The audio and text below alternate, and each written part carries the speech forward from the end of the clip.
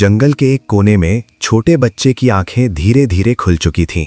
अब वो पूरी तरह जाग गया था।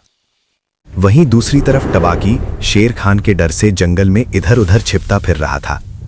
उसे पता था कि अगर शेर खान को सच्चाई पता चल गई तो उसकी खैर नहीं। इधर बगीरा मोगली के लिए कुछ खाने की तलाश में गया हुआ था।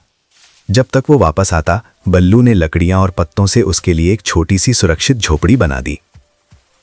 थोड़ी देर बाद बल्लू बच्चे को लेने पोखरी के पास गया, लेकिन वहां पहुंचकर वो चौंक गया। अरे, ये लड़का कहां चला गया? कहीं कोई इसे उठाकर तो नहीं ले गया? बल्लू घबराकर इधर उधर देखने लगा। तभी बगीरा ढेर सारे फल लेकर वापस आ गया। क्या हुआ भाई, बड़े परेशान लग रहे हो? उसने पूछा। वो बच्चा टोकरी में नहीं है। बगीरा भी चौंक पड़ा। क्या? दोनों तुरंत बच्चे को ढूंढने निकल पड़े। उसी समय बल्लू को कहीं से हल्की सी आवाज सुनाई दी। वो और बगीरा उस दिशा में गए। वहां पहुंचकर उन्होंने देखा कि बच्चा पास की घास में आराम से खेल रहा था। दोनों राहत की सांस लेने लगे। बल्लू हंसते हुए बोला, तूने तो हमारी जान ही निकाल दी थी। मैं तो डर ही गया था। बच्चा मजे से फल खाने लगा और बल्लू बगीरा उसे देखकर हंसने लगे। उधर दूसरी तरफ टबाकी अब भी डर के मारे जंगल में छिपता फिर रहा था। शेर खान गुस्से में उसे ढूंढ रहा था। छिप गया गीदड़ का बच्चा, कभी तो मेरे सामने आएगा। ओ कामचोरो, तुमने उस गीदड़ को कहीं देखा है?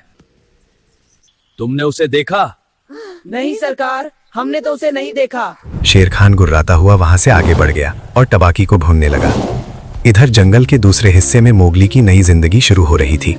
बल्लू ने उसे पहली बार बगीरा की पीठ पर बैठाकर सवारी करवाई। मोगली बहुत खुश हो गया। फिर बल्लू उसकी उंगली पकड़कर उसे धीरे धीरे चलना सिखाने लगा। इसके बाद उसने उसे कूदना सिखाया, शरीर को संतुलित रखना सिखाया ताकि वो जंगल में सुरक्षित रह सके। धीरे धीरे मोगली पेड़ों पर चढ़ना भी सीखने लगा। बल्लू उसे हौसला देते हुए कहता, बहुत अच्छे, तुम ये कर सकते हो। सिर्फ यही नहीं, बल्लू उसे जंगल के नियम भी सिखाने लगा। एक दिन उसने एक फल उठाकर कहा, नहीं, ये मत खाना, इसमें कांटे होते हैं। देखो, ये होता है ताजा फल, इसे खाओ।